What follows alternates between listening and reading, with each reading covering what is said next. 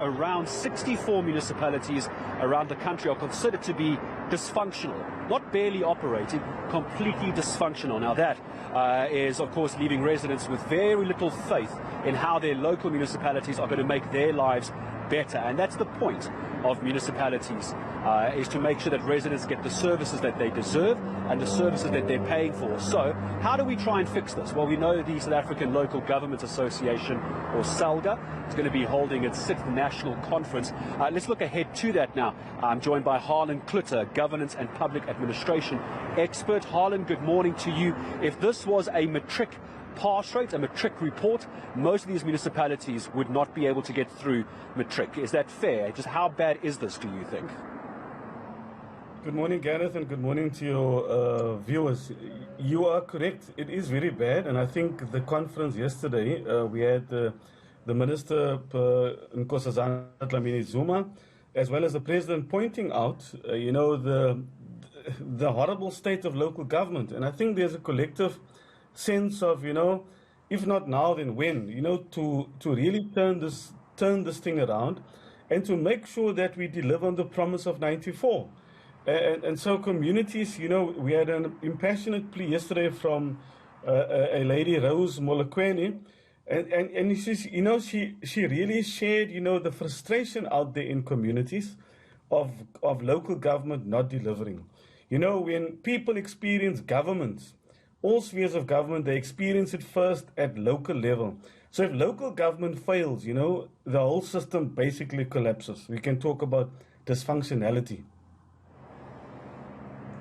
Yeah, we really can. And dysfunctionality has a long line that it starts affecting people all the way, because I'm going to ask Harlan, I'm going to just show our viewers, and this is in the fairly affluent area of Sandton Hyde Park, and this has been a problem on the roads. I'm bringing this in because this is the kind of situation we're seeing cropping up around all of South Africa in local government and municipality-run areas as well. It seems like it's just a hole in the road, but what this does to traffic a little bit later is a major problem. The number of crashes involved here. So exactly to your point of that, in the end, we all look to local government to fix small issues like this. It might not be a big problem to local government, but it's a problem to the residents. Do you get a sense then, Harlan, that local government is actually in touch with the residents that they're meant to be representing? Would you suggest that they are or they aren't?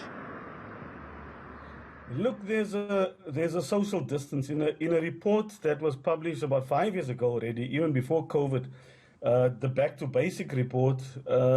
We talked about the social distance between the way councillors view themselves and how the communities view them. And so there's a collective sense of councillors not really being in touch with the reality on the ground. And so towards the end of the conference yesterday, the minister announced that there would be a review of local government because, something has got to give. And to review it and to amend it. We've got the best policy in this country. Our problem really is about implementation, the capacity to implement. We've got great plans, but we never get around to implementing them. And so one hopes that through this review, where the issue there as well is, Harlan, that we know that there's money being spent, and there's money being provided, Harlan. Before I say goodbye to you, last question.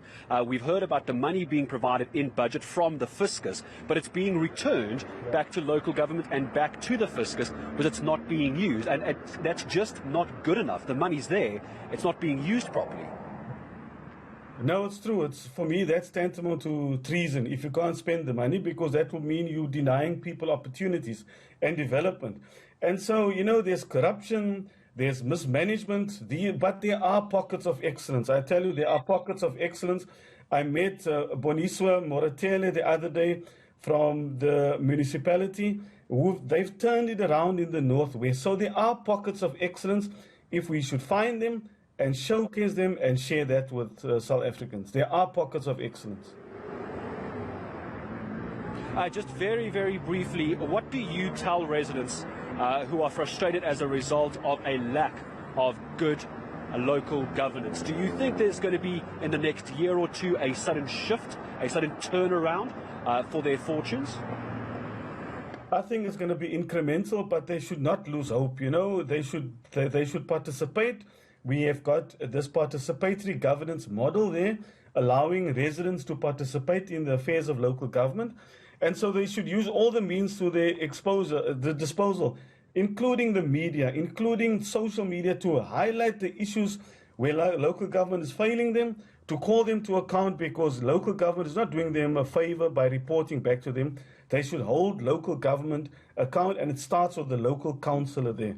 So keep them on their toes and keep demanding excellent service from your local government, and highlight when they do right, but also highlight when they do wrong. Yeah, absolutely. It's got to work both ways as well. We can't just slate local government all the time when they do well. We've also got to commend them for that. Harlan, I'm going to say thank you very much indeed. Harlan Cloete joining us as well. And to his point, this hole on Jan Smuts Avenue, just because I'm here and I happen to see it, JRA or local councillors, this has been here for weeks now, affecting traffic. It's having a real knock-on effect of people getting to and from work. But Harlan Cloete, for the moment, I'm going to say thank you very much.